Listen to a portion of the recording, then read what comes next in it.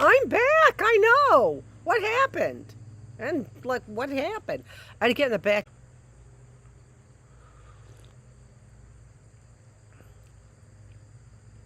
Oh, there we go. There we go. Okay. So, I have a previous video.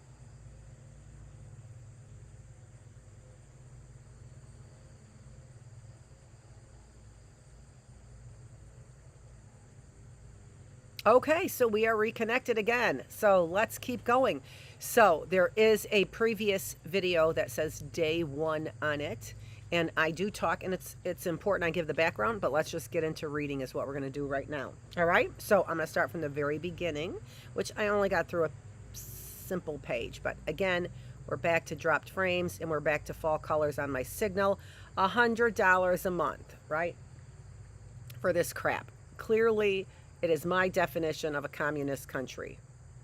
Chaos. Creating chaos. That's my definition. I don't know. That's the English definition. But I realize English definitions are part of Bizarro World. Let's get going. The Fall.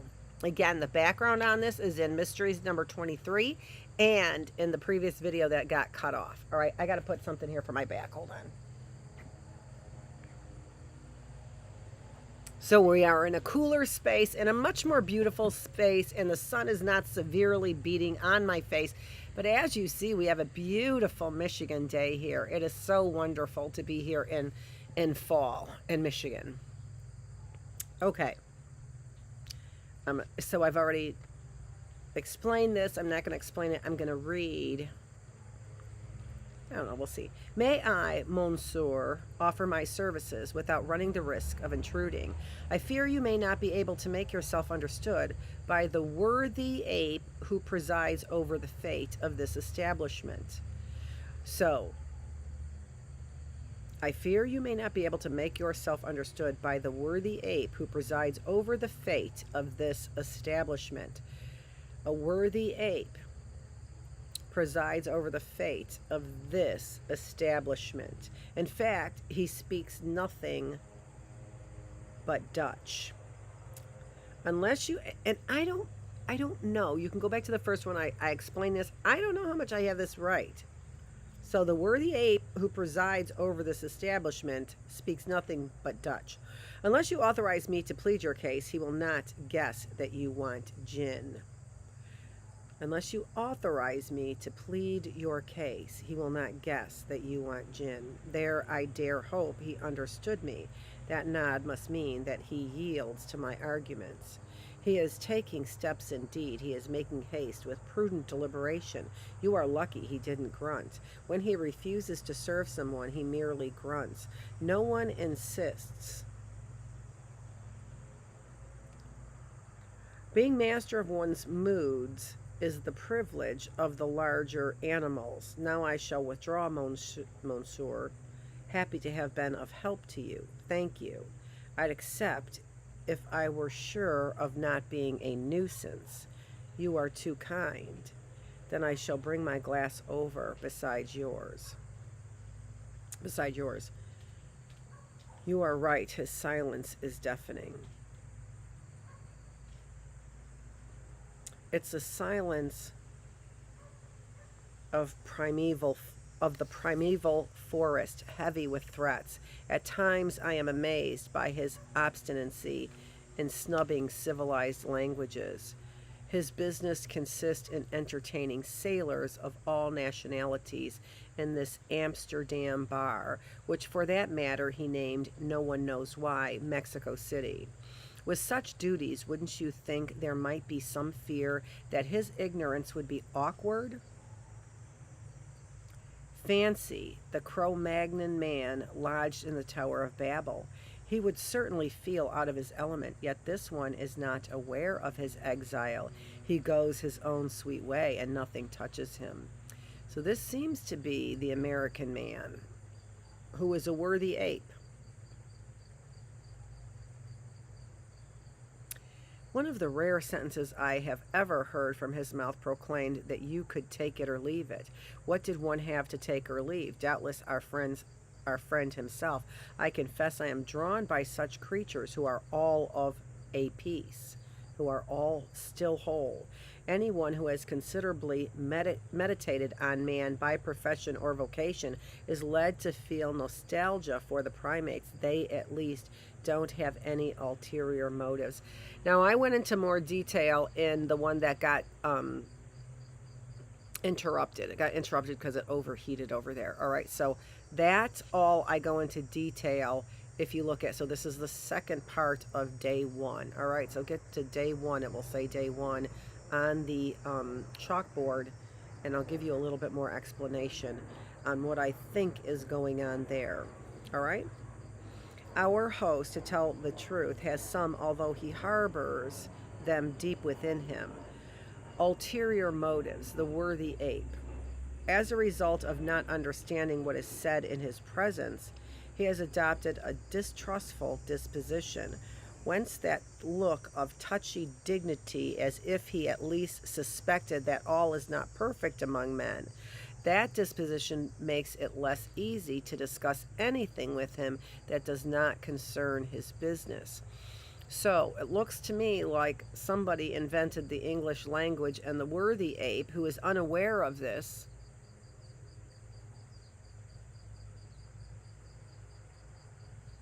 is trying to communicate with the rest of the world. And as I've said, it appears that the rest of the world had to learn the worthy ape's language, which is just extra to understand. This is really extraordinary, isn't it? Notice, for instance, on the back wall above his head, that empty rectangle marking the place where a picture has been taken down. Indeed, there was a picture there, and a particularly interesting one, a real masterpiece. Well, I was present when the master of the house received it and when he gave it up. In both cases, he did so with the same distrust. After weeks of rumination, in that regard, you must admit that society has somewhat spoiled the frank simplicity of his nature. So making this worthy ape suspicious has somewhat spoiled the simplicity of his nature. And to be perfectly honest, that's exactly what I've been saying all along here. Well, not all along, most recently. Is that really who you want me to be? Do you want me to continue in this quest for knowledge of truth so that I am just like you? Is that what you're looking for? Because if I'm just like you, there is no saving this planet. Right? I mean, honest to God, we've got celebrities here who aren't making anything. They're not making ends meet. Why? Because you have dispersed, you have diluted the need for you. I started to say in the last video. So somebody has a name in the event, somebody has a face in the event, somebody has the act in the event, somebody has the punishment in the event. And so now there is no justice thanks to all the actors in this scenario. Thanks to all the actors. And then everybody, you got the whole world desiring to be an actor like it's effing Disneyland. I mean, take a look at Blackfish. If you have any desire for this world to be like Disneyland, just watch Blackfish. Yeah, that's what it's called, I'm sure. So a documentary on the whales that were being used and tamed in SeaWorld. That's Disney, folks. That's Disney. They may have sold it, and now it's not doing it well. Why? Because we all knew. That's Disney, folks. You may not know that. You may not know SeaWorld is Disney, and it was Disney who did that to those whales. You may not know that, right? You may be paying attention to those commercials where, you know, they're blacking out their snaggletooth to make them look like demons, like I've been transformed into some ugly bitch, ugly fat bitch. Are you fucking kidding me? Seriously? You've been watching me 24/7. You know that's not true. And you've been portraying things that I'm doing in my sleep, and now you got everybody afraid that they won't even do your bidding. Now you got to do it yourself because you're fucking lies.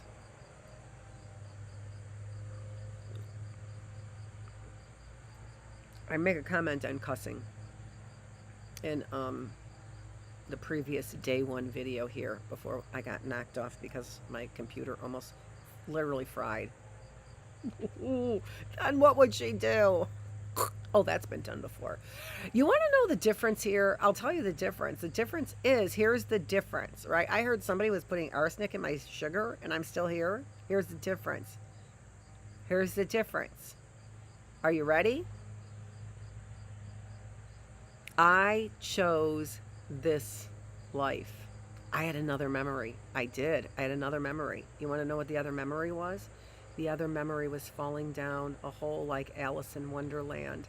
And the memory was, well, you saw it because I saw the movie. I saw the movie on it, so you already know. But just to put it together for those who don't know, because you're keeping yourself pure, right? Truly. I remembered my first thought when I was born. I was wondering why I didn't remember it, right? And I do remember it now. And my first thought when I was born was this. Oh, I'm alive. I thought I died in the well. My first thought. So what was the well? The well was, I was little, I don't know how old I was. I remember going out to the well with an adult. Or something. Maybe an alien. Could have been. And you don't go down the well. It sounds like that was where all the waste went. I think all the waste went down the well to the other side, which is why shit is so the theme of me sometimes, right? Because I think that was on the other side, that was the waste hole is what it was. Now I wouldn't know that at all. I was told not to go there. And then I was walked away. But when I was by that well and looking into that well, I must have gotten myself dirty from the well because my son Travis, I saw the face of what that looked like, which just looked like he was playing in mud, which looked like poop was all over him. Anyway, I don't know. So I am looking down the well and I hear a voice say, "Come and play with me." And I said, I can't. I'm not supposed to go there. My mom is here, basically. I can't. And the voice said, "Come back tomorrow by yourself." Now, I don't remember all. There were more things to try and get me. Come on, I don't have anybody to play with. Why don't you come and play with me? I need a friend, right? I need a friend. So what I did there as a child is I gave my life for a friend. Somebody needed a friend. They said they needed a friend in that well. And I was a little innocent. I was an innocent who gave my life for a friend. So I said, I'll come back the next day because you don't have anybody to play with. I'll come back the next day.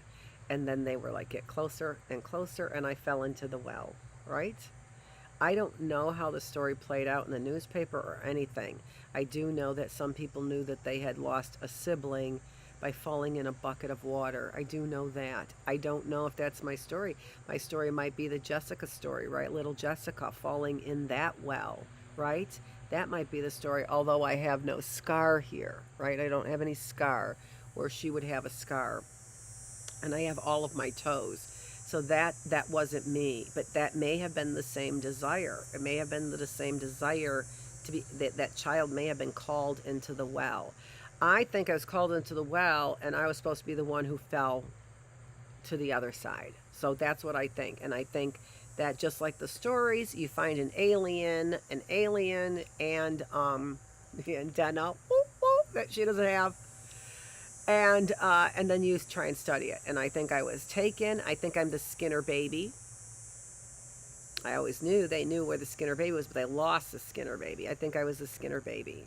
So And who is B.F. Skinner? I don't know, but I do think that B.F. Skinner looks like Scott Weiler, who may be Scott Bowman, who may have something to do with Mary Pat Faribault, because you all look so much alike, right? I don't know. I don't know. I don't know. And I don't know how you are able to transform. I don't know that, right? And I don't know that because the key here is I chose this life. I chose it. So I went I went the next day. They said, get closer, get closer. I must have fallen into the well. I think I fell to the other side. I think that the story of narcissista, whatever, wasn't a guy, it was a girl. Maybe it was, I don't know. I felt like a girl.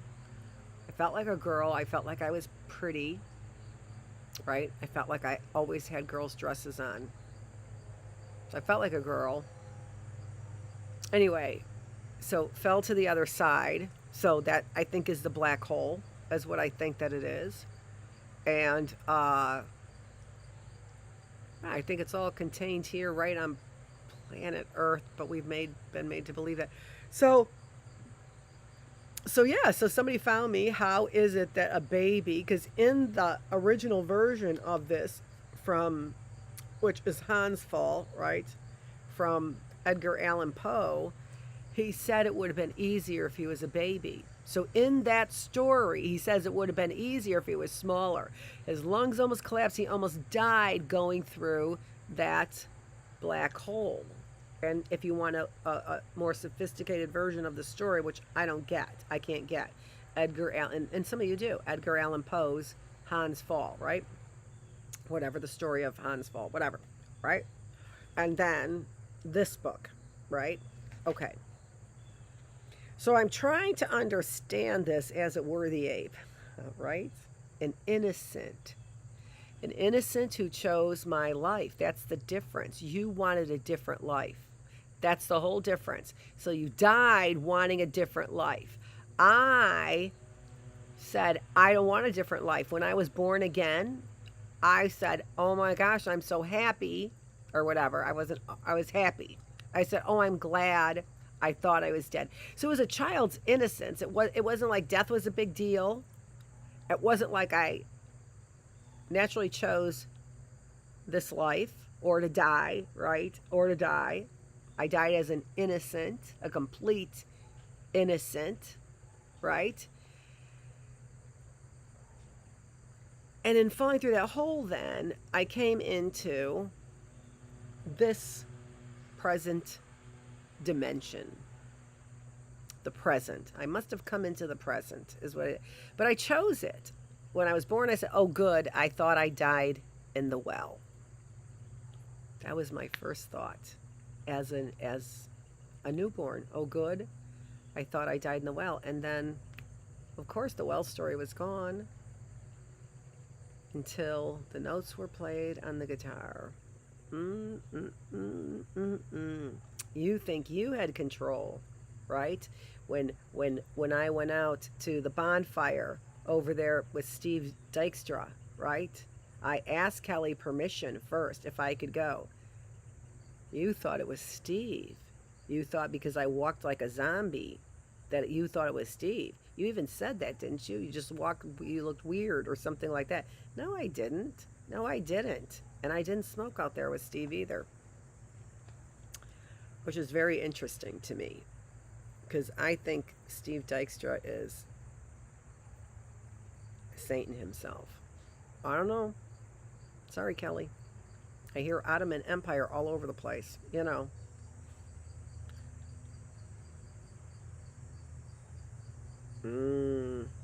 Yes, I do. You look like that blonde, dark-eyed woman we all know as Kathy. Our host, to tell the truth, has some, although he harbors them deep within him. As a result of not understanding what is said in his presence, he has adopted a distrustful disposition, whence that look of touchy dignity, as if he at least suspected that all is not perfect among men. That disposition makes it less easy to discuss anything with him that does not concern his business. I know I read this, I forgot. Notice, for instance, on the back wall above his head, the empty rectangle marking the place where a picture has been taken down.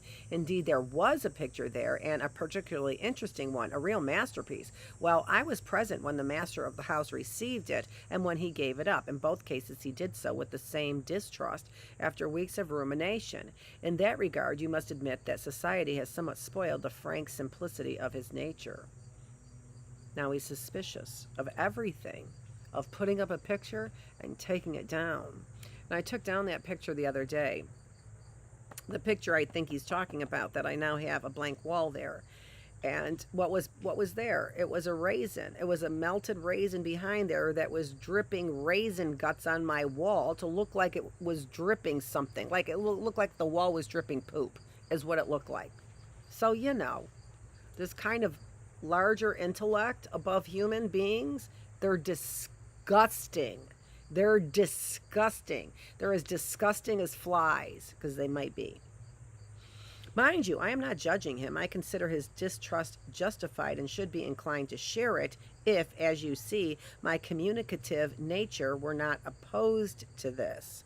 I am talkative, alas, and make friends easily. Although I know how to keep my distance, I seize any and every opportunity. When I used to live in France, were I to meet an intelligent man, I immediately sought his company, if that be foolish. I see you smile at that use of the subjunctive. I confess my weakness for that mood and for fine speech in general, a weakness that I criticize in myself, believe me. I am well aware that an addiction to silk underwear does not necessarily imply that one's feet are dirty. Okay, so he's saying that he's using fine language, right? It doesn't imply that he's using fine language, and maybe his feet still are dirty. They aren't dirty, right? What is it? Nonetheless, style like sheer silk too often hides eczema. My consolation is to tell myself that, after all, those who murder the language are not pure either. Why, yes, let's have another gin. Are you staying long in Amsterdam? A beautiful city, isn't it? Fascinating. There's an adjective I haven't heard in some time. Not since leaving Paris, in fact, years ago. But the heart has its own memory, and I have forgotten nothing of our beautiful capital, nor of its quays. Paris is a real trump. I don't know this word. And it's interesting to me that I see in the dictionary this symbol that I've never seen used before, which looks like a and an E together. So I'll show you. Paris is, and you probably know. Trompe l'oeil. I think that's what it is, right? So you can see. Did I have my finger? Yeah. You can see that symbol there, which I think is a symbol, but it must be, you know. Sorry, we apparently learned the retard language and then forced everybody else to learn the retard language. But the French, they stood. They're like, I'm not learning that retard language. Oh, yes, you are. Oh, no, I'm not. No. See, I don't even know. I could see you're going to use that visual that I just had, right? That was a stomping of the fist. That was not for your personal enjoyment. Now you got it twice. Watch. I'm going to watch it right now. Oh, I'm throwing out my gum. Right there, I saw it again. Okay.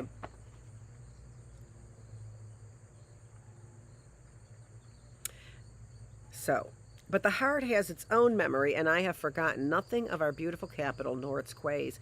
Paris is a real trompe l'oeil, a magnificent stage setting inhabited by 4 million silhouettes, nearly 5 million at the last census. Why, they must have multiplied, and that wouldn't surprise me. It had always seemed to me that our fellow citizens had two passions: ideas and fornication. All right, that is highlighted right there. So there we go. So there we go. There's is the fall of man right there. That's the fall of man right there. What? You have two passions, ideas and fornication. You have two passions, ideas and sex. That's it. Without rhyme or reason, so to speak. Without rhyme or reason. Ideas or fornication. Without rhyme or reason, so to speak. Still, let us take care not to condemn them. They are not the only ones, for all of Europe is in the same boat. You nasty little snobs. I sometimes think of what future historians will say of us. A single sentence will suffice for modern man. He fornicated and read the papers. How about that shit? Oh my gosh. How about that? Does it make you want to read this a little bit more? Right? You think you know something. You think I know nothing. I'm the worthy ape. I've been innocent. You tarnished my innocence to make me, like you, feel unsafe and fearful because you do not believe. That's where I left it off, didn't I? That's where I left off the last one. So I left it off with this. So here, in nature, right here, the will to evolve into something that knows. A tree, for example, let's say a tree could evolve into man. What would that do? That would give him language. It gives him the ability to speak and say, basically, fuck you humans. I can't believe you're doing this to this planet. So if a tree, if a lizard could will himself to evolve out of the waters, as science says, right? Couldn't a dolphin, right? And what would that species of evolution bring us? Would it bring us an altruistic animal, right? And so what would the tree say to us? You have eyes, but you do not see. You have ears, but you do not hear. Because if you had eyes to see and ears to hear, you would repent. Look for the truth in Scripture. Somebody told you we evolved. Somebody told you find the secret, right? The song says, when you opened up that treasure chest, what did it say? Peace on earth, goodwill to men, right? Is all it said. That was so go ahead and hate your neighbor. Go ahead and cheat a friend. Do it in the name of heaven. You can justify it in the end. There won't be any trumpets blowing come Judgment Day, because on the bloody morning after, one good soldier rides away. It's a story of looking for the treasure. I don't even remember where that song came from, what it's called, but look up those lyrics, right? You can look up those lyrics. I'll probably look them up too, because I want to hear that song again. So much truth in our music. And what did I just comment out there? Watch our music die. Watch our music die. The promise was no more tears. You cried all your tears as the rain here for the flood. Crazy shit, I know. You cried all your tears here, and now there won't be any more tears in heaven. Really? No tears in heaven. You will never understand or cry for another human being. Bravo. You got exactly what you wanted. Bravo.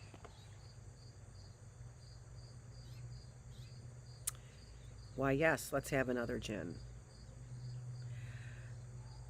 Oh, we already said that. Two passions. A single sentence will suffice for modern man. He fornicated and read the papers. How about that? A single sentence will suffice for modern man. Not modern woman. Not me. Not me. He fornicated and read the papers. I masturbated and taught. Lucy. Lucy! Like you don't already know, fuckers. Peering in, you're gross. After that vigorous definition, the subject will be, if I may say, so exhausted. And that vigorous definition, the subject will be, if I may say, so exhausted. The subject of man, modern man, is exhausted by those two, by that sentence. He fornicated and read the papers. How about that? Jesus Christ. Oh my gosh. Oh, not the Dutch. They are much less modern. They have time. Just look at them. What do they do? Well, these gentlemen over here live off the labors of those ladies over there. All of them, moreover, both male and female, are very middle class creatures who have come here, as usual, out of mythomania or stupidity. What's mythomania? Why not make up a word, right? Why not make up a word? Because it sounds like the whole English language is made up. So why not make up a word right now? Mythomania. Get it? I do. Through too much or too little imagination, in short, from time to time these gentlemen indulge in a little knife or revolver play, but don't get the idea that they're keen on it. They like it. This is their life. Knife or revolver play. Their role calls for it, that's all, and they are dying of fright as they shoot it out. Nevertheless, I find them more moral than the others, those who kill in the bosom of the family by attrition. Attrition is the normal falling off, right? The normal falling away. In psychological terms, attrition would be I have 100 participants in the beginning of the study, and the end of the study I have 94 participants. All right, that's attrition, a falling away. Yeah, I'll leave it at that. I would imagine it also has something to do with the falling away because of decay. I would imagine, but I'm not sure. Haven't you noticed that our society is organized for this kind of liquidation? What's a liquidation? We're getting rid of people. You have heard, of course, of those tiny fish in the rivers of Brazil that attack the unwary swimmer by thousands and with swift little nibbles clean him up in a few minutes, leaving only an immaculate skeleton. That's what I was saying before. What happened to the piranhas? We don't even talk about them. They're in the rivers of Brazil. Wow. Wow. Well, that's what their organization is. Do you want a good, clean life like everybody else? You say yes, of course. How can one say no? Okay, you'll be cleaned up. Here's a job, a family and organized leisure activities. Here's a job, a family and organized leisure activities. Is that what the American dream is? Here's a job, a family, and organized leisure activities. And the little teeth attack the flesh right down to the bone. But I am unjust. I shouldn't say their organization. It is ours. After all, it's a question of which will clean up the other. Here is our gin at last. To your prosperity. Yes, the ape opened his mouth to call me doctor. In these countries, everyone is a doctor or a professor. They like showing respect out of kindness and out of modesty. Among them, at least, spitefulness is not a national institution. Besides, I am not a doctor, if you want to know. I was a lawyer before coming here. Now I am a judge penitent. Watch Smartless, folks. There's our judge right there. There's our panel of judges in a higher court. Think I'm kidding you? All this is a fucking joke. Why would that be a joke? But allow me to introduce myself, Jean-Baptiste Clements, at your service. Pleased to know you. You are in business, no doubt, in a way. Excellent reply. Judicious, too. In all things, we are merely in a way. Now allow me to play the detective. You are my age, in a way, with the sophisticated eye of the man in his 40s who has seen everything, in a way. You are well dressed, in your way, that is, as people in our country, and your hands are smooth, hence a bourgeois, in a way. But a cultured bourgeois, smiling at the use of the subjunctive, in fact, proves your culture twice over because you recognize it to begin with and then because you feel superior to it. Lastly, this is a time thing. I don't understand this time thing, right?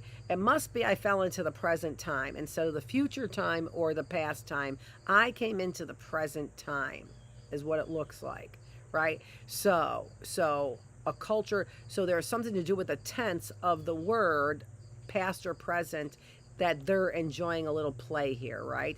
You must be cultured because even you caught the difference in the tense, in the subjunctive, all right, in the tense of that verb, which sounds to be past tense, but a cultured bourgeois, smiling at the use of the subjunctive, which is past tense. You recognize it to begin with, and then because you feel superior to it, you feel superior to the past because you've managed to overcome it and come into the present.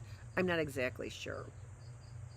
But no matter, professions interest me less than sex. That's SECTS, less than sex, which are groups, right? Which are groups made up of something that seems somewhat indescribable. I don't know. I haven't looked up the word. Allow me to ask you 2 questions, and don't answer if you consider them indiscreet, if you consider them to be too private. Do you have any possessions? Some? Good. Have you shared them with the poor? No? Then you are what I call a Sadducee. If you are not familiar with the scripture, I admit this won't help you, but it does help you. So you know the scriptures. Decidedly, you interest me. As for me, well, judge for yourself. By my stature, my shoulders, and this fact that I have often been told was shy, I rather look like a rugby player, don't I? But if I am judged by my conversation, I have to be granted a little subtlety. The camel that provided the hair for my overcoat was probably mangy, yet my nails are manicured. This was my husband. This was Stuart. He had the body of a rugby player. He was subtle.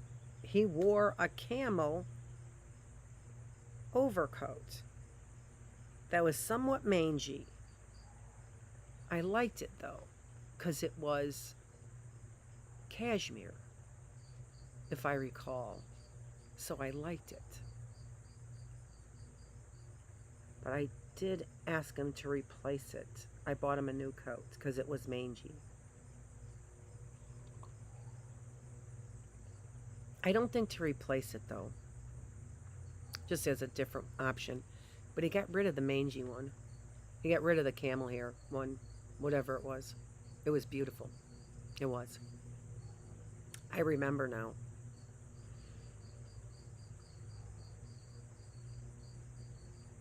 I too am sophisticated, and yet I confide in you without caution on the sole basis of your looks. Finally, despite my good manners and my fine speech, I frequent sailors' bars in the Zedek. I'm not sure. Zeedijk, right? So I don't know. Come on, give up. My profession is double, that's all, like the human being. I have already told you.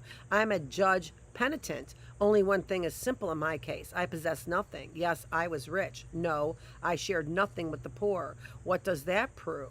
That I too was a Sadducee? Oh, do you hear the foghorns in the harbor? There'll be a fog tonight on the Zuiderzee. Zuiderzee. You're living already? Forgive me for having perhaps detained you. No, I beg you, I won't let you pay. I'm at home at Mexico City and have been particularly pleased to receive you here. I shall certainly be here tomorrow, as I am every evening, and I shall be pleased to accept your invitation. Your way back? Well, but if you don't have any objection, the easiest thing would be for me to accompany you as far as the harbor. Thence, by going around the Jewish quarter, you'll find those fine avenues with their parade of streetcars full of flowers and thundering sounds. Your hotel is on one of them, the Damrack. You first, please. I live in the Jewish quarter, or what was called so until our Hitlerian brethren made room. What a cleanup. 75,000 Jews deported or assassinated. That's real vacuum cleaning. I admire that diligence, that methodical patience. When one has no character, one has to apply a method. Here it did wonders incontrovertibly, and I am living on the site of one of the greatest crimes in history. Perhaps that's what helps me to understand the ape and his distrust. Thus, I can struggle against my natural inclination carrying me toward fraternizing. When I see a new face, something in me sounds the alarm. Slow, danger. Even when the attraction is strongest, I am on my guard. Do you know that my little village, during a punitive operation, a German officer courteously asked an old woman to please choose which of her two sons would be shot as a hostage? So we know this from Meryl Streep's Sophie's Choice, right? That's Sophie's Choice. So we know that was a real choice, wasn't it? Wasn't it? And you filmed the reaction and then you turned it into a movie as if it weren't real, as if that mother didn't make a choice, just like it says right here. Choose. Can you imagine that? That one, no, this one, and see him go? Let's not dwell on it, but believe me, Monsieur, any surprise is possible. He was a pacifist and libertarian and loved all humanity and the animals with an equal love. He was a pacifist, so he let things go, right? He let it, no big deal, no big deal, no big deal. It's a human being. What are they? They're just another animal, right? That's out of place. Don't forget what I said, too. I'm the Skinner baby, right? I'm the Skinner baby. Crazy shit, isn't it? Right? But I will say about that whole thing, and that is this. Protecting me from the environment that's out here was genius. It was. It was.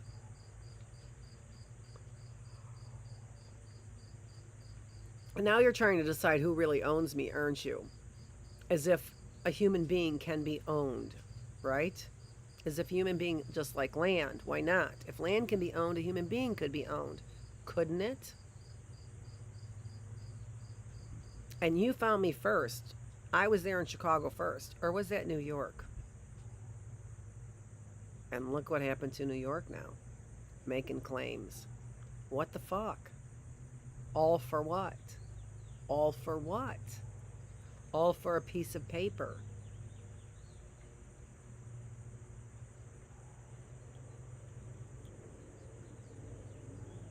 All for paper with words or numbers on it, right? What's pi? I had the answer, but so did every third grader who first heard the word pi. Every third grader. He asked me to think about what a third grader would say, and I told him what a third grader would say, because that's what every third grader thought. I even told him. I even told my husband. I said, "You probably thought of it yourself in third grade." The answer I had was no real revelation. Every third grader thought it. Oh, then you just add pi. Makes sense to me, right? Totally. Okay.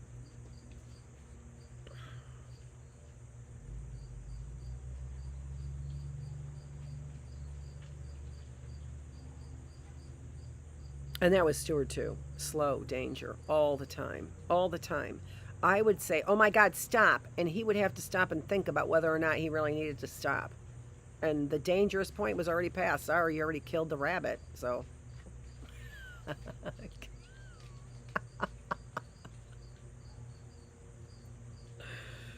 Back to Looney Tunes, huh? What's Looney Tunes? Some people don't even know what Looney Tunes is. Wow, wow, wow. I think that might have been my dad's operation. Looney Tunes. Might have been.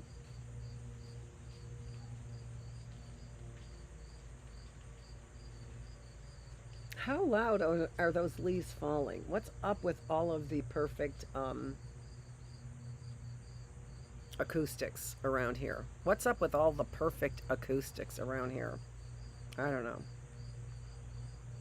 Can hear the dog and the lawnmower 6 miles away. Nobody's mowed their lawn in a year. No, that's not true. But nobody's been out here mowing their lawn in probably 3 weeks. I think time is standing still because I cannot even believe it's. I thought it was October 1st. I thought it was October 2nd or 3rd. How is it always September 30th? I don't know. Let's get back to our story or whatever this is.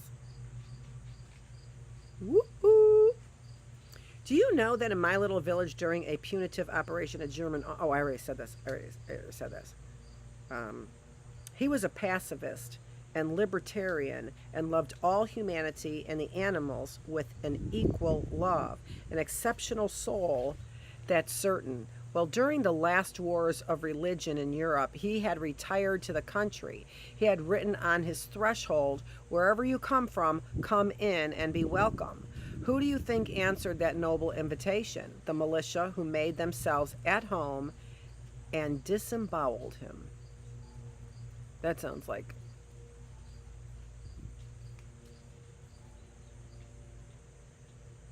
John Brown. Was that his name? That's who it sounds like, right? They made themselves at home and then disemboweled him. Oh, pardon, madame, but she didn't understand a word of it anyway. All these people, out so late despite this rain, which hasn't let up for days. Fortunately, there is gin, the sole glimmer of light in this darkness. Do you feel the golden copper-colored light it kindles in you? I like walking through the city of an evening in the warmth of gin. I walk for nights on end. I dream or talk to myself interminably. Yes, like this evening, and I fear making your head swim somewhat. Thank you. You are most courteous, but it's the overflow. As soon as I open my mouth, sentences start to flow. Besides, this country inspires me. I like these people swarming on the sidewalks, wedged into a little space of houses and canals, hemmed in by fogs, cold lands, and the sea steaming like a wet wash. I like them, for they are double. They are here and elsewhere. So it sounds like he's running around a bunch of spirits, and those spirits clearly would have come from the beginnings of what I know to be the United States, right? I don't know, but what I know to be the United States. Yes, indeed, from hearing their heavy tread on the damp pavement, from seeing them move heavily between their shops full of gilded herrings and jewels, the color of dead leaves, you probably think they are here this evening. You are like everybody else. You take these good people for a tribe of syndics and merchants counting their gold crowns with their chances of eternal life, whose only lyricism consists in occasionally, without doffing their broad-brimmed hats, taking anatomy lessons. You are wrong. They walk along with us, to be sure, and yet see where their heads are, in that fog compounded of neon, gin, and mint emanating from the shop signs above them. Holland is a dream, monsieur, a dream of gold and smoke, smokier by day, more gilded by night, and night and day that dream is peopled with Lohengrins like these, dreamily riding their black bicycles with high handlebars, funeral swans constantly drifting throughout the whole land, around the seas, along the canals, their heads in their copper-colored clouds. They dream. They cycle in circles. They pray. Somnambulists in the fog's gilded incense.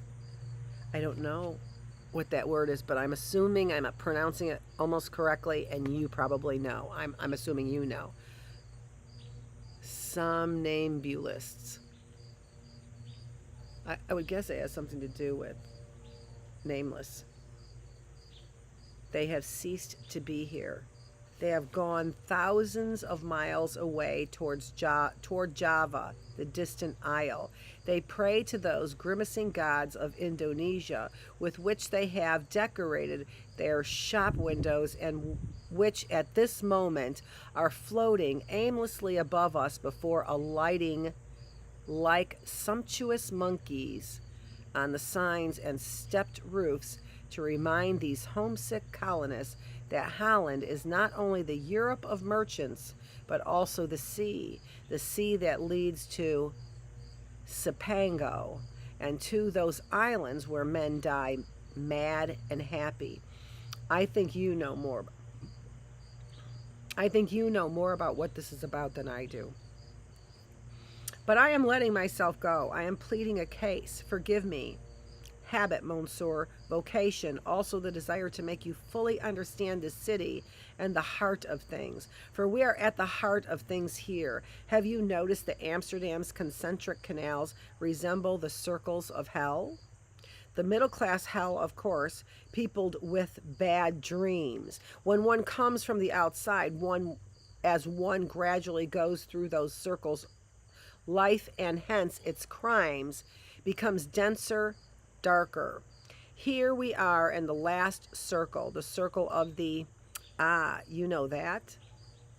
By heaven, you become harder to classify. But you understand then why I can say that the center of things is here, although we stand at the tip of the continent. A sensitive man grasps such oddities. In any case, the newspaper readers and the fornicators can go no further. They come from the four corners of Europe and stop facing the inner sea on the drab strand. They listen to the foghorns, vainly try to make out the silhouettes of boats in the fog, then turn back over the canals and go home through the rain. Chilled to the bone, they come and ask in all languages for gin at Mexico City. There I wait for them. Till tomorrow then, monsieur, et cheer compatriot. A sheer compatriot. No, you will easily find your way now. I'll leave you near this bridge. I never cross a bridge at night. It's the result of a vow. Stuart told me that was a vow. He would never cross a bridge at night. But then we did. We crossed a bridge. And I said, do you realize you just crossed a bridge at night? So I have that in my memory. I do.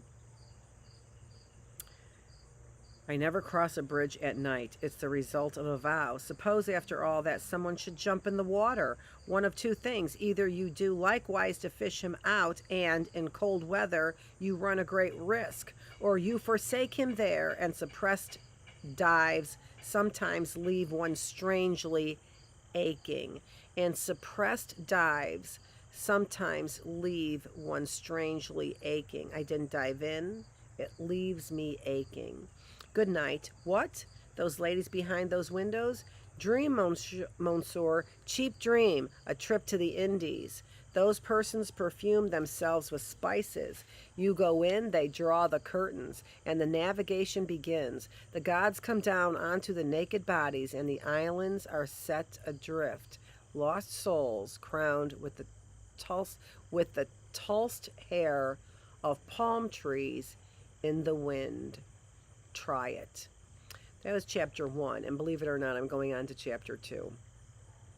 What is a judge penitent? I intrigued you with that business. I meant no harm by it, believe me, and I can explain myself more clearly in a way that even belongs to my official duties. But first I must set forth a certain number of facts that will help you to understand my story. A few years ago, I was a lawyer in Paris, and indeed a rather well-known lawyer. Of course, I didn't tell you my real name. I had a specialty, noble cases, widows and orphans, as the saying goes. I don't know why, because there are improper widows and ferocious orphans. Yet it was enough for me to sniff the slightest scent of victim on a defendant for me to swing into action. That was my husband, without a doubt.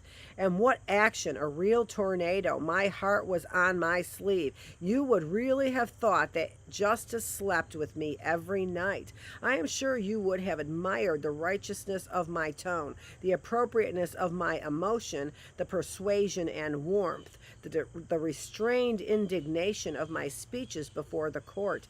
Nature favored me as to my physique, and the noble attitude comes effortlessly. Furthermore, I was buoyed up by two sincere feelings, the satisfaction of being on the right side of the bar and an instinctive scorn for judges in general. The scorn, after all, wasn't perhaps so instinctive. I know now that it had its reasons, but seen from the outside, it looked rather like a passion. It can't be denied that for the moment, at least, we have to have judges, don't we? However, I could not understand how a man could offer himself to perform such a surprising function. I accept the fact that because I saw it, but rather as I accepted locusts, with this difference that the invasions of those orthoptera never brought me a sow, whereas I earned my living by carrying on a dialogue with people I scorned. Okay, so he doesn't like judges, is what he's saying. Let me see here. 30,000 dropped frames. 30,000 dropped frames. Here's my $100 for you fuckers, Xfinity.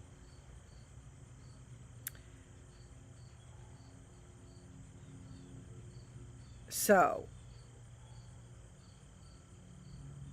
the two things that he believed were sincere about himself was that he was on the right side of the law, and he instinctively scorned judges, is what he said, right? But it wasn't maybe that he scorned them as much as he accepted them, like he accepted locusts, right?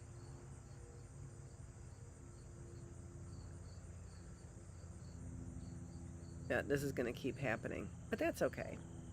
That's okay, because we've got the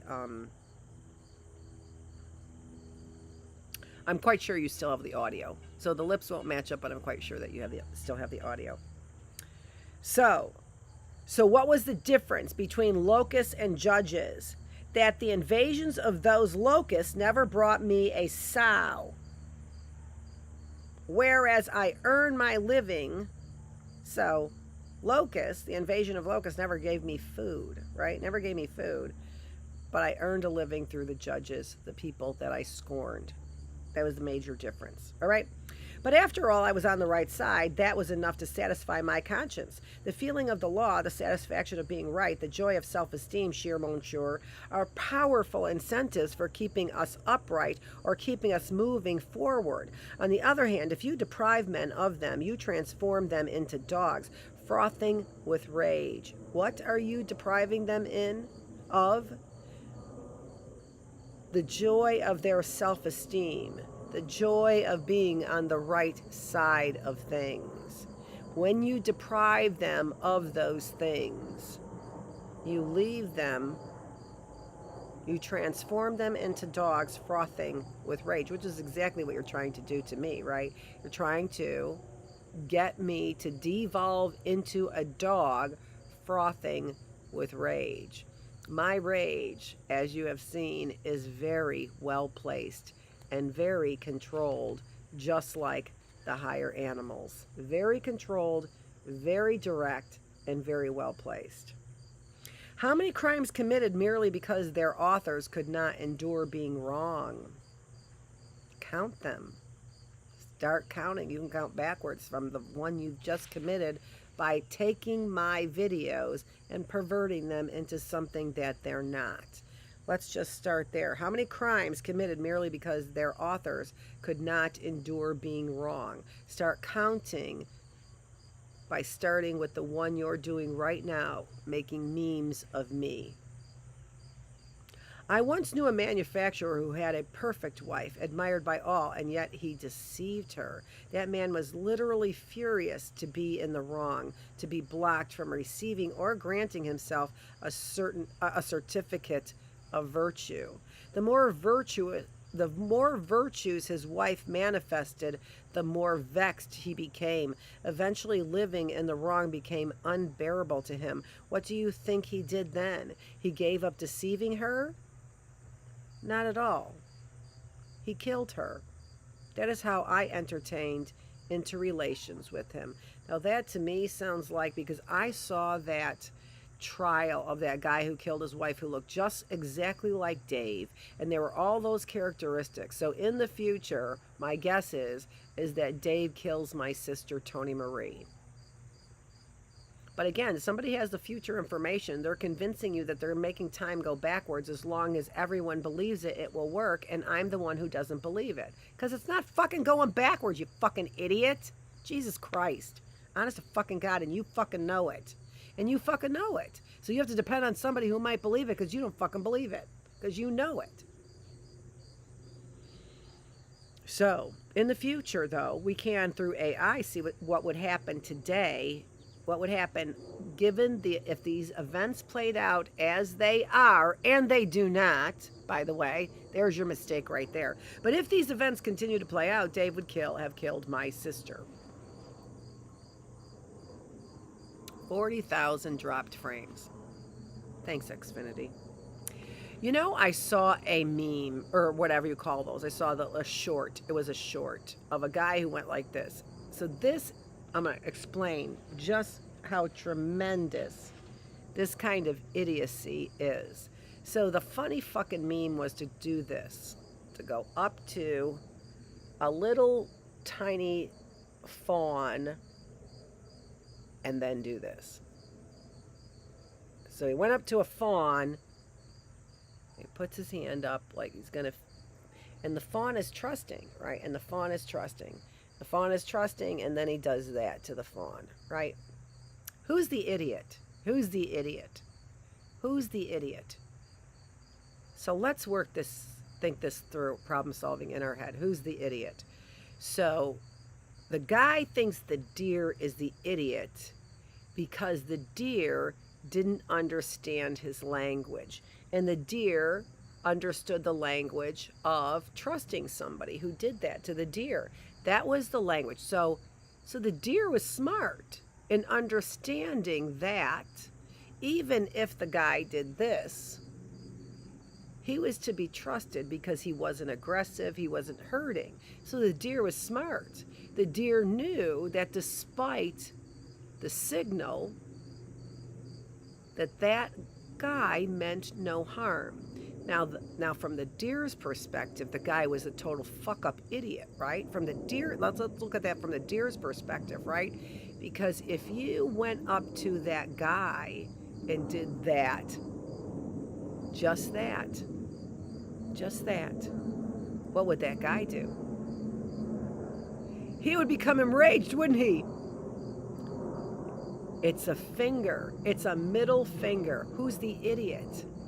Who's the idiot? Who's the fucking idiot? The deer read the right signal, and when somebody does that to you, you go over the edge in rage. Who's the fucking idiot? Oh my God. Oh my God. You who put that together, you're a fucking idiot is what you are. You're a fucking idiot. That's who you are. A fucking idiot to the nth degree. That guy who did that video, you're a fucking idiot. God, you fucking idiot. Nobody would have sex with you. You're so stupid. Even a fawn is smarter than you are at reading between the lines and reading signals, you dumb fucking idiot.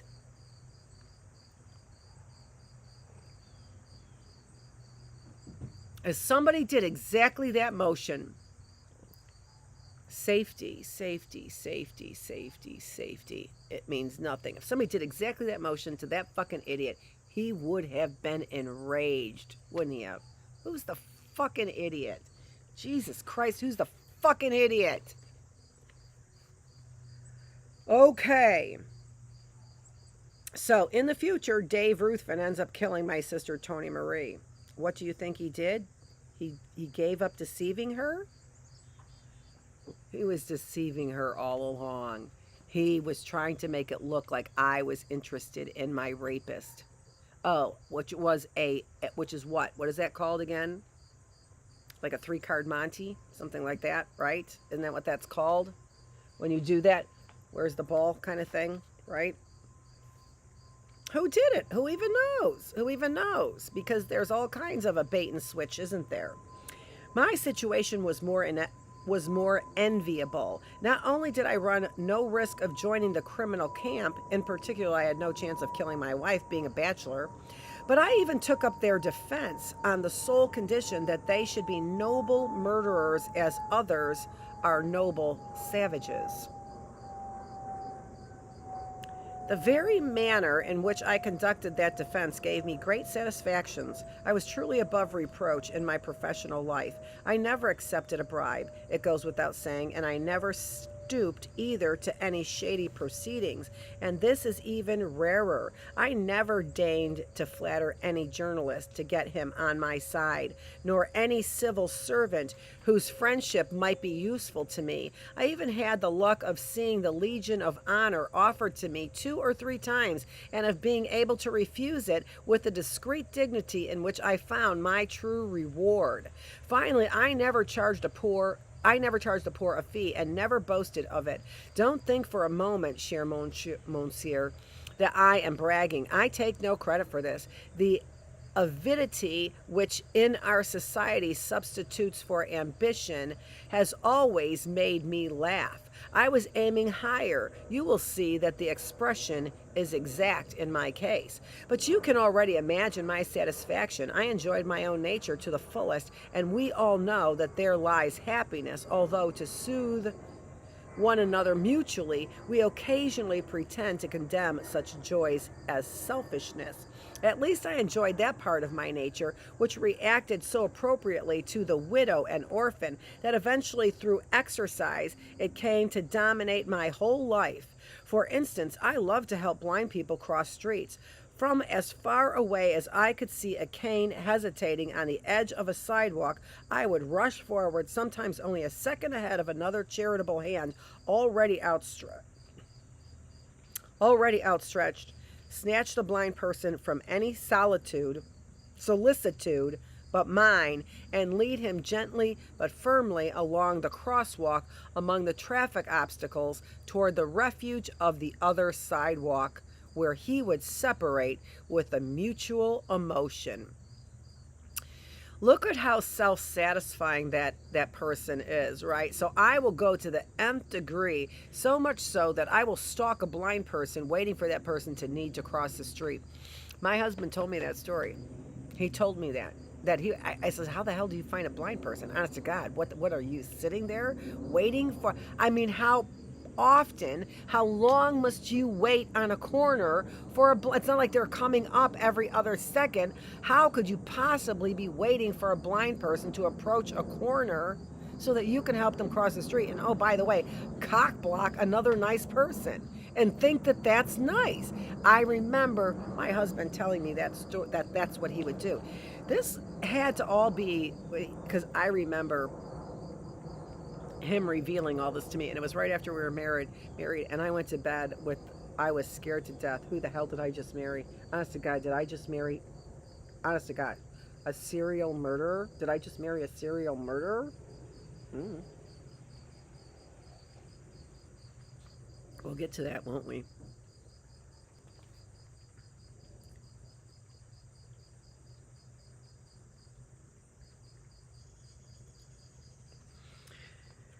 But you can, let me see. In the same way, I always enjoyed giving directions in the street, obliging with the light, lending a hand to heavy push carts, pushing a stranded car, buying a paper from the Salvation Army lass or flowers from the old peddler, though I knew she stole them from the Montparnasse cemetery. I also liked, and this is harder to say, I like to give alms. A very Christian friend of mine admitted that one's initial feeling on seeing a beggar approach one's house is unpleasant. Well, with me, it was worse. I used to exult. But let's not dwell on this. All right, that was all Stuart. Exactly all Stuart. Lending a helping hand. He got out one time when he had a few drinks in the middle where there was an accident and started directing traffic. Let's get your ass in the car. What the hell are you doing? Honest to God, all a cop has to do is come up here and smell your fucking breath. And what are you doing? Honest to God. But that was him, right? That was exactly him. He would look for the situation where he would be the martyr or the hero. I told him that early on in our marriage. Let us speak rather of my courtesy. It was famous and unquestionable. Indeed, good manners provided me with great delights. If I had the luck certain mornings to give up my seat in the bus or subway to someone who obviously deserved it, to pick up some object an old lady had dropped and return it to her with a smile, I knew well, or merely to forfeit my taxi to someone in a greater hurry than I, it was a red letter day. I even rejoiced, I must admit, those days when the transport system being on strike, I had a chance to load into my car at the bus stops some of my unfortunate fellow citizens unable to get home. Giving up my seat in the theater to allow a couple to sit together, hoisting a girl's suitcase onto the rack in a train, these were all deeds I performed more often than others because I paid more attention to the opportunities and was better able to relish the pleasure they give. And they do give pleasure. I had somebody who did that, who helped me hoist my suitcase up in the airplane. And I was so pleased at that person because I was just dead embarrassed. I never bring my carry-on because I don't want to have to deal with trying to fit it up there and finding a space. So I check my luggage. I know people don't like to do that. They want to get on and off. I've always been a luggage checker, always. But the one time I decided not to, I couldn't find a space, right, for my luggage, and that gentleman helped me. Consequently, I was considered generous, and so I was. I gave a great deal in public and in private, but far from suffering when I had to give up an object or a sum of money, I derived constant pleasure from this, among them a sort of melancholy which occasionally rose within me at the thought of the sterility of those gifts and the probable ingratitude that would follow. I even took such pleasure in giving that I hated to be obliged to do so. Exactitude in money matters bored me to death, and I conformed ungraciously. I had to be the master of my liberalities. How I gave, right? Money, easy peasy. These are just little touches, but they will help you grasp the constant delights I experienced in my life and especially in my profession.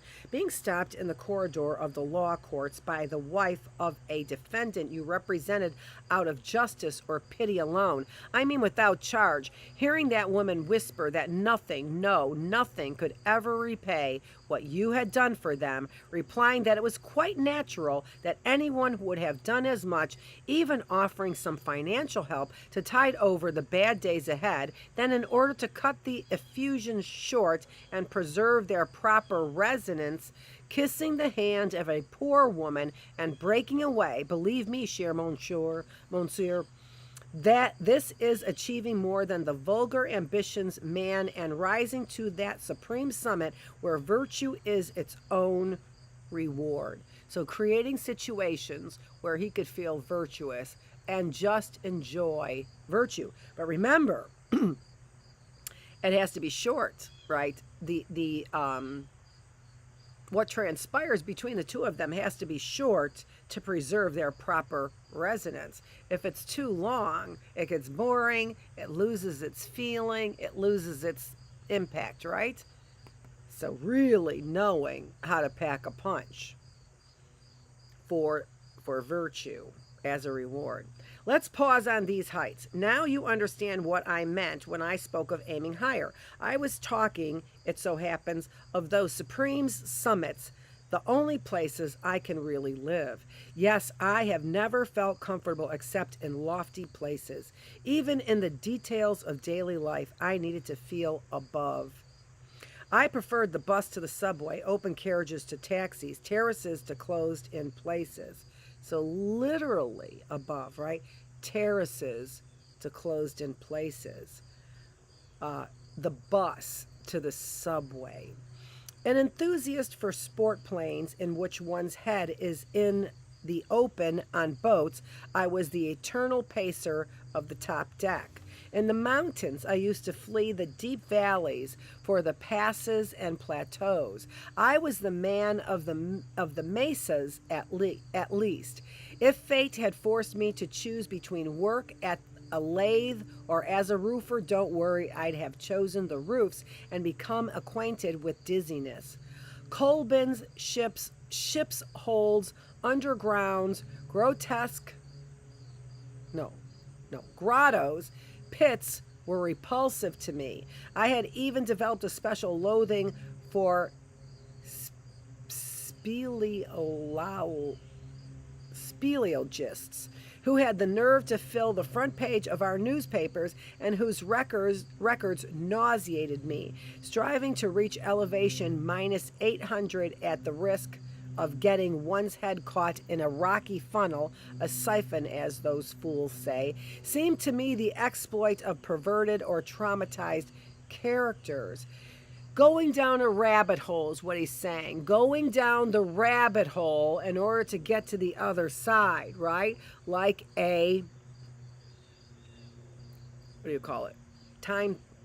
Sand time thing, whatever you call it. Seemed to me the exploit of perverted or traumatized characters. There was something criminal underlying it. Something criminal in the darks, in the recesses, is being under as opposed to in the light. A natural balcony 1,500 feet above a sea, still visible, bathed in sunlight, on the other hand, was a place where I could breathe most freely, especially if I were alone, well above the human ants. I could readily understand why sermons, decisive preachings, and fire miracles took place on accessible heights. In my opinion, no one meditated in cellars or prison cells unless they were situated in a tower with a broad view. One just became moldy, and I could understand that man who, having entered holy orders, gave up the frock because his cell, instead of overlooking a vast landscape as he expected, looked out on a wall. Rest assured that as far as I was concerned, I did not grow moldy. At every hour of the day within myself and among others, I would scale the heights and light conspicuous fires, and a joyful greeting would rise toward me. Thus, at least, I took pleasure in life and in my own excellence. My profession satisfied most happily that vocation for summits. It cleansed me of all bitterness toward my neighbor, whom I always obligated without ever owing him anything. It set me above the judge, whom I judged in turn. It set Stuart above God, who he judged in turn, and he did.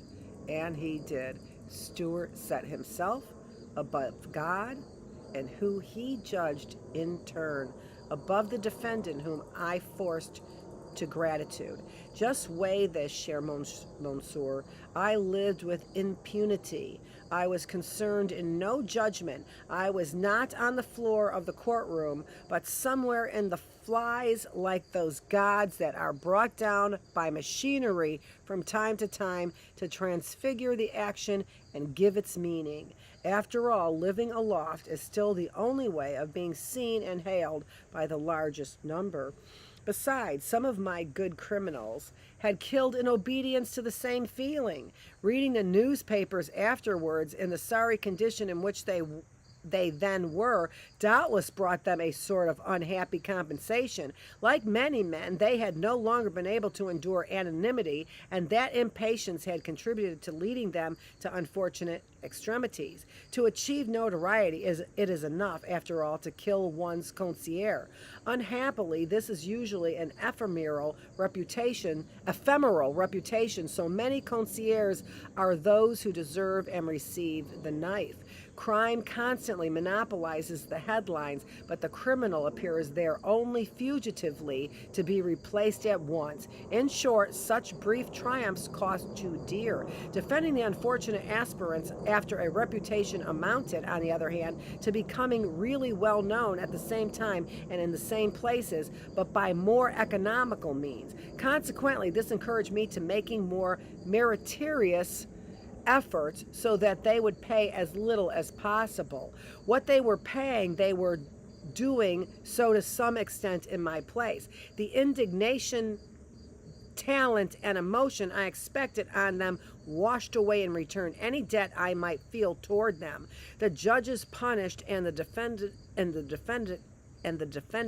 expedited, while I, free of any duty, shielded from judgment as from penalty, I freely held sway, bathed in a light as of Eden. Indeed, wasn't that Eden, cher monsieur? No intermediary between life and me. Such was my life. I never had to learn how to live. In that regard, I already knew everything at birth. Some people's problems is to protect themselves from men, or at least to come to terms with them. In my case, the understanding was already established, familiar when it was appropriate, silent when necessary, capable of free and easy manner as readily as of dignity. I was always in harmony. So Stuart was always in harmony with this man. Hence, my popularity was great and my successes in society innumerable. I was acceptable in appearance. I revealed myself to be both a tireless dancer and an unobtrusively learned man.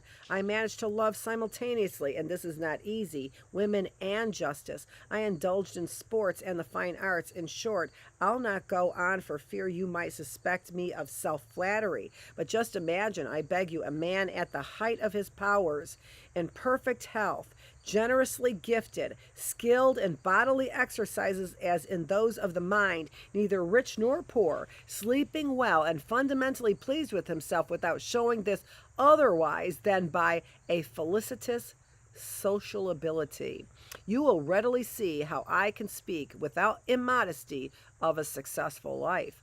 Yes, few creatures were more natural than I. I was altogether in harmony with life, fitting into it from top to bottom without rejecting any of its ironies, its grandeur, or its servitude. In particular, the flesh, matter, the physical in short, which disconcerts or discourages so many men in love or in solitude without enslaving me, brought me steady joys.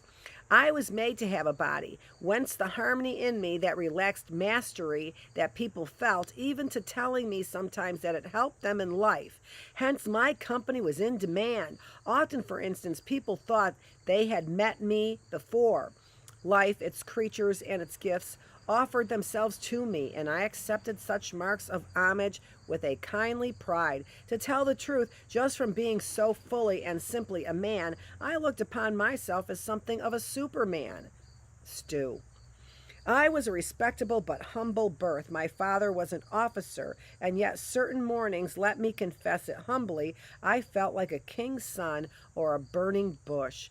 It was not a matter, mind you, of the certainty I had of being more intelligent than everyone else. Besides, such certainty is of no consequence because so many imbeciles share it. No, all right, did you get that? I had of being more intelligent than everyone else. Besides, such certainty is of no consequence because so many imbeciles shared it, the certainty of knowing more than everybody else. No, as a result of being showered with blessings, I felt, I hesitate to admit, marked out. Personally marked out among all for that long and uninterrupted success. This, after all, was a result of my modesty. I refused to attribute that success to my merits, and could not believe that the conjunction in a single person of such different and such extreme virtues was the result of chance alone.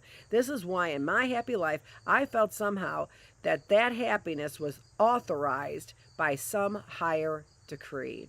When I add that I had no religion, you can see even better how extraordinary that conviction was. Well, look at, so this person, Stuart, is putting himself up as a god, but knows that this is not of his own efforts, so there must be a God. How about that? Whether ordinary or not, it served for some time to raise me above the daily routine, and I literally soared for a period of years for which, to tell the truth, I still long in my heart of hearts. I soared until the evening, when, but no, that's another matter, and it must be forgotten. Anyway, I am perhaps exaggerating. I was at ease in everything, to be sure, but at the same time satisfied with nothing. Each joy made me desire another. I went from festivity to festivity. On occasion, I danced for nights on end, even madder about people and life. At times, late on those nights when the dancing, the slight intoxication, my wild enthusiasm, everyone's violent unrestraint would fill me with the tired and overwhelmed rapture, it would seem to me, at the breaking point of fatigue, and for a second's flash, that at last I understood the secret of creatures and of the world. But my fatigue would disappear the next day, and with it the secret. I would rush forth anew. I ran on like that, always heaped with favors, never satiated, without knowing where to stop, until the evening rather, when the music stopped and the lights went out. The gay party at which I had been so happy, but allow me to call on our friend the primate. Nod your head to thank him, and above all, drink up with me. I need your understanding. I see that declaration amazes you. Have you never suddenly needed understanding, help, friendship? Yes, of course, I have learned to be satisfied with understanding. It is found more readily, and besides, it's not binding. I can understand and understand more, right? It's not binding. So yes, I've learned to be satisfied with understanding. Have you? Have you learned to be satisfied with understanding? I beg you to believe in my sympathetic understanding, and the inner discourse always proceeds immediately. And now let's turn to other matters. It's a bored chairman's emotion. It comes cheap after catastrophes. Friendship is less simple. It is long and hard to obtain, but when one has it, there's no getting rid of it. One simply has to cope with it. Don't think for a minute that your friends will telephone you every evening, as they ought to, in order to find out if this doesn't happen to be the evening when you are deciding to commit suicide, or simply whether you don't need company, whether you are not in a mood to go out. No, don't worry. They'll ring up the evening you are not alone, when life is beautiful. As for suicide, they would be more likely to push you to it by virtue of what you owe to yourself, according to them. May heaven protect us, Herr Monsieur, from being set on a pedestal by our friends, those whose duty is to love us. I mean relatives and connections. What an expression, are another matter. They find the right word, all right, and it hits the bullseye. They telephone as if shooting a rifle, and they know how to aim. Oh, the bezames. I don't know what that word is right there. Right? What? What evening? I'll get to it. Be patient with me. In a certain way, I am sticking to my subject with all that about friends and connections. You see, I've heard a man whose friend had been imprisoned and who slept on the floor of his room every night in order not to enjoy a comfort of which his friend had been deprived. Who, cher monsieur, will sleep on the floor for us? Whether I am capable of it myself? Look, I'd like to be, and I shall be. Yes, we shall be capable of it one day, and that will be salvation. But it's not easy, for friendship is absent-minded, or at least unavailing. It is incapable of achieving what it wants. Maybe, after all, it doesn't want enough. Maybe we don't love enough. Have you noticed that death alone awakens our feelings? How we love the friends who have just left us? How we admire those of our teachers who have ceased to speak, their mouths filled with earth? Then the expression of admiration springs forth naturally, that admiration they were perhaps expecting from us all their lives. But do you know why we are always more just and more generous toward the dead? The reason is simple. With them there is no obligation. They leave us free, and we can take our time, fit the testimonial in between a cocktail party and a nice little mistress in our spare time. In short, if they forced us to anything, it would be to remembering, and we have a short memory. No, it is the recently dead we love among our friends, the painful dead, our emotion, ourselves, after all. I'm going to let you rewind that for a second because I need to get something.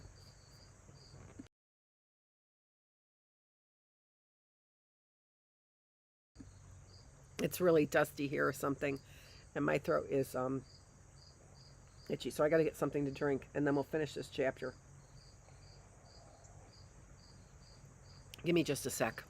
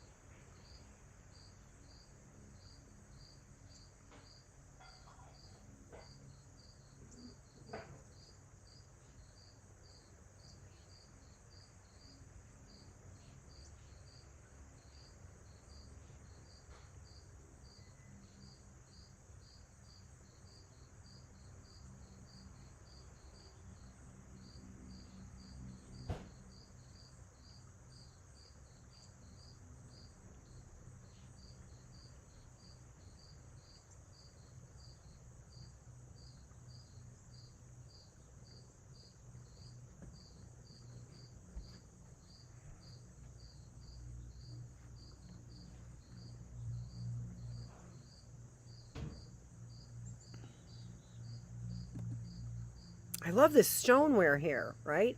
You know why? Because my coffee's hot and the cup isn't. And all of my other coffee cups and stuff like that, the glass ones, the glass gets so hot, and I don't know my coffee. And if I go and drink it, it burns my lips. The glass gets so hot if I get the coffee hot enough. But not here. Okay, so this is great. This stoneware, whatever this is, I love it. I love it. It was a cup from Shackley. I don't even know what Shackley's doing right now anymore, but it was a cup. I took the name off because I just didn't know how honorable of a company that was. Okay, so we're finishing up chapter 2 here.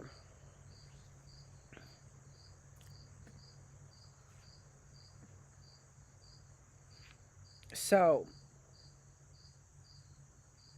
the dead, right? And our love for that rises in us when somebody dies, right? For instance, I had a friend I generally avoided. He rather bored me, and besides, he was something of a moralist. But when he was on his deathbed, I was there. Don't worry, I never missed a day. He died satisfied with me, holding both my hands. A woman who used to chase after me, and in vain, had the good sense to die young. What room in my heart at once? And when in addition it's suicide, Lord, what a delightful commotion. One's telephone rings, one's heart overflows with the intentionality, no, with the intentional, with, and the intentionally short sentences, yet heavy with implications, one's restrained suffering, and even, yes, a bit of self accusation. I'm going to read that again. For instance, I had a friend I generally avoided. He rather bored me, and besides, he was something of a moralist. But when he was on his deathbed, I was there. Don't worry. I never missed a day. He died satisfied with me, holding both my hands. So you can see how this author, that was Stu. I'm sorry to say. He was just self-aggrandizing. I think that's the right word to use. He died satisfied with me, holding both my hands. A woman who used to chase after me and in vain had the good sense to die young. What room in my heart at once? And when in addition it's suicide, Lord, what a delightful commotion. One's telephone rings, one's heart overflows, and the intentionally short sentences, yet heavy with implications, one's restrained suffering, and even, yes, a bit of self-accusation. That's the way man is, cher monsieur. He has two faces. He can't love without self-love. Notice your neighbors if perchance a death takes place in the building. They were asleep in their routine, and suddenly, for example, the concierge dies. At once they awake, bestir themselves, get the details, commiserate. A newly dead man, and the show begins at last. They need tragedy, don't you know? It's their little transcendence, their, I don't know this word, French word, aperitif. Moreover, it is mere chance that I should speak of a concierge. I had one, really ill-favored, malice incarnate, a monster of insignificance and rancor, who would have discouraged a Franciscan. I had even given up speaking to him, but by his mere existence he compromised my customary contentedness. He died, and I went to his funeral. Can you tell me why? Anyway, the 2 days preceding the ceremony were full of interest. The concierge's wife was ill, lying in a single room, and near her the coffin had been set on sawhorse. Everyone had to get his mail himself. You opened the door, said, "Bonjour, madame," listened to her praise of the dear departed as she pointed to him, and took your mail. So the concierge must be the mailman. Nothing very amusing about that, and yet the whole building passed through her room, which stank of carbolic acid, and the tenants didn't send their servants either. They came themselves to take advantage of the unexpected attraction. The servants did too, of course, but on the sly. The day of the funeral, the coffin was too big for the door. "Oh, my dearie," the wife said from her bed with a surprise at once delighted and grieved. "How big he was." "Don't worry, madame," replied the funeral director. "We'll get him through edgewise and upright." He was got through upright and then laid down again, and I was the only one with the former cabaret doorman who, I gathered, used to drink his pernod every evening with the departed, to go as far as a cemetery and strew flowers on a coffin of astounding luxury. Then I paid a visit to the concierge's wife to receive her thanks expressed by a great tragedian. Tell me, what was the reason for all that? None, except the appearance. Must be appearance, right? Nothing except for the appearance. I likewise buried an old fellow member of the Lawyers Guild, a clerk to whom no one paid attention, but I always shook his hand. Where I worked, I used to shake everyone's hand, moreover, being doubly sure to miss no one. Without much effort, such cordial simplicity won me the popularity so necessary to my contentment. For the funeral of our clerk, the president of the guild had not gone out of his way, but I did, and on the eve of a trip, as was amply pointed out, it so happened that I knew my presence would be noticed and favorably commented on. Hence, you see, not even the snow that was falling that day made me withdraw. What? I'm getting to it. Never fear. Besides, I have never left it. But let me first point out that my concierge's wife, who had gone to such an outlay for the crucifix, heavy oak, and silver handles in order to get the most out of her emotion, had shacked up a month later with an overdressed yokel proud of his singing voice. He used to beat her. Frightful screams could be heard, and immediately afterward he would open the window and give forth with his favorite song, "Women, how pretty you are, all the same." The neighbors would say, "All the same what, I ask you?" All right, appearances were against the baritone and against the concierge's wife too, but nothing proves that they were not in love, and nothing proves either that she did not love her husband. Moreover, when the yokel took flight, his voice and arm exhausted, she, that faithful wife, resumed her praises of the departed. After all, I know of others who have appearances on their side and are no more faithful or sincere. I knew a man who gave 20 years of his life to a scatterbrained woman, sacrificing everything to her, his friendships, his work, the very respectability of his life, and who one evening recognized that he had never loved her. He had been bored, that's all, bored, like most people. Hence he had made himself out of a whole cloth a life full of complications and drama.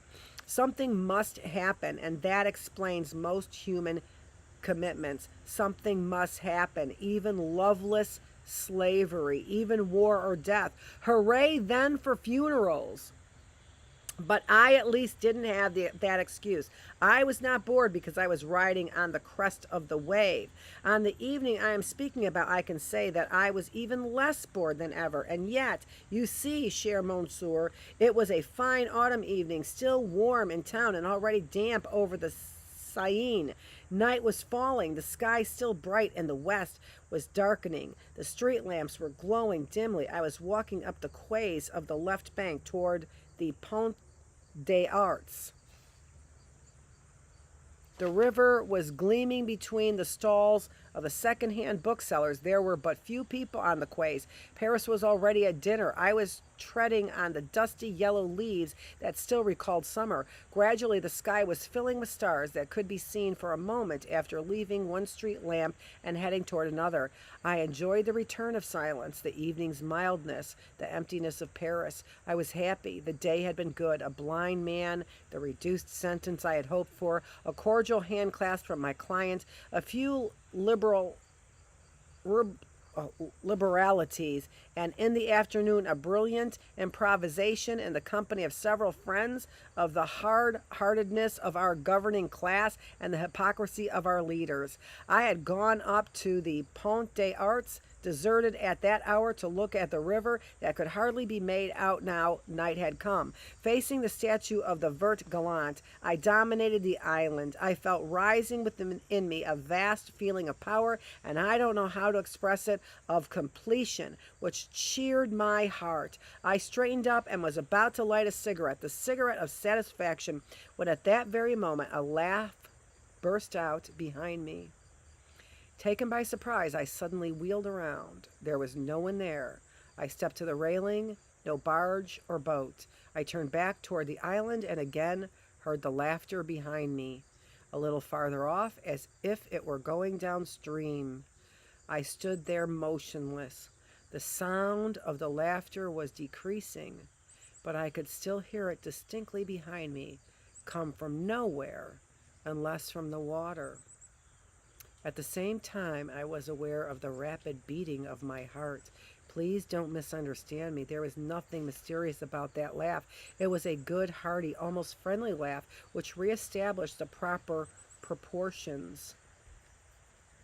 A laugh going down the river. Soon I heard nothing more anyway. I returned to the quays, went up the Rue Dauphine, bought some cigarettes. That was a hotel we stayed in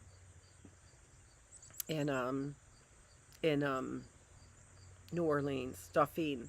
Bought some cigarettes I didn't need at all. I was dazed and had trouble breathing. That evening, I rang up a friend who wasn't home. I was hesitating about going out when suddenly I heard laughter under my window. I opened them. On the sidewalk, in fact, some youths were loudly saying good night. I shrugged my shoulders as I closed the windows. After all, I had a brief to study. I went into the bathroom to drink a glass of water. My reflection was smiling in the mirror, but it seemed to me that my smile was double. What? Forgive me. I was thinking of something else. I'll see you again tomorrow, probably. Tomorrow, yes, that's right. No, I can't stay. Besides, I am called in consultation by that brown bear of a man you see over there. A decent fellow for sure, whom the police are meanly persecuting out of sheer perversity. You think he looks like a killer? Rest assured that his actions conform to his looks. He burgles likewise, and you will be surprised to learn that caveman is specialized in the art trade. In Holland, everyone is a specialist in paintings and in tulips. This one, with his modest mien, is the author of the most famous theft of a painting. Which one? I may tell you. Don't be surprised at my knowledge. Although I am a judge penitent. I have my slide line here. I am the legal counselor of these good people. I studied the law of the country and built up a clientele in this quarter where diplomas are not required. It wasn't easy, but I inspire confidence, don't I? I have a good, hearty laugh and an energetic handshake, and those are trump cards. Besides, I settled a few difficult cases out of self-interest to begin with, and later out of conviction. If pimps and thieves were invariably sentenced, all decent people would get to thinking they themselves were constantly innocent, cher monsieur. And in my opinion, all right, I'm coming. That's what must be avoided above all. If pimps and thieves were invariably sentenced, all decent people would go on thinking they themselves were constantly innocent. That's what must be avoided above all. Otherwise, everything would be just a joke. And then we're on to chapter 3. So, that's all I'm reading for you right now. I am excited to be reading this book. If you have some comments, questions, or whatever about what this is about or want to discuss it, put your comments below. I know nobody does. I don't know why I say it. I don't know why you don't. This is Dr. Annette Feravich. Thanks for joining me, and I will be back. I don't know when. Probably tomorrow. Maybe tomorrow. Maybe I'll be back later on today. I'm going to be reading more of this. I'm going to continue on and read more of this because I find this absolutely fascinating. I hope you do too. This is Dr. Annette Feravich. I am here with healthy. I am presuming that I have a healthy mind, a healthy body, and a healthy spirit. Do you presume the same thing? Thanks for joining me.